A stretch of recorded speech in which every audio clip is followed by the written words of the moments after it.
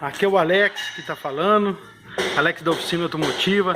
Veio fazer um videozinho aí sobre o alternador da Frontier 2010, 2009, 10. Uma polia de 7 estrias. É uma polia de roda livre, é aquela que parece que tem uma catraca, né?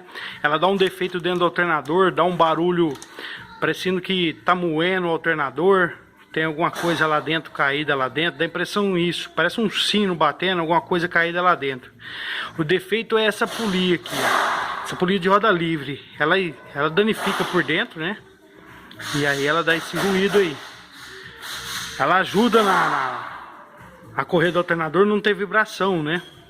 Tem gente que às vezes costuma soldar ela direto, isso não pode fazer, tem que substituir ela. Entendeu? É um pouquinho difícil de achar, mas consegue sim. A Blazer também usa esse sistema, o primeiro Astra, a Ranger, né? S10, diesel, também usa esse sistema aí. Se alguém pegar esse defeito, entendeu? É só substituir ela, já substituir, essa é a velha, né? Essa aqui é a nova, né? Só soltar aqui é uma porca e substituir ela, vai acabar esse defeito aí. Tá bom?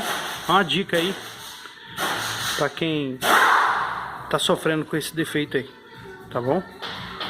Ah, mais uma coisa, na hora de desmontar o alternador, uma dica para poder segurar as escovas dentro do alternador, né? Para não desmontar as escovas na hora de montar o alternador. Então se põe uma agulha lá dentro segurando as escovas. Valeu, gente!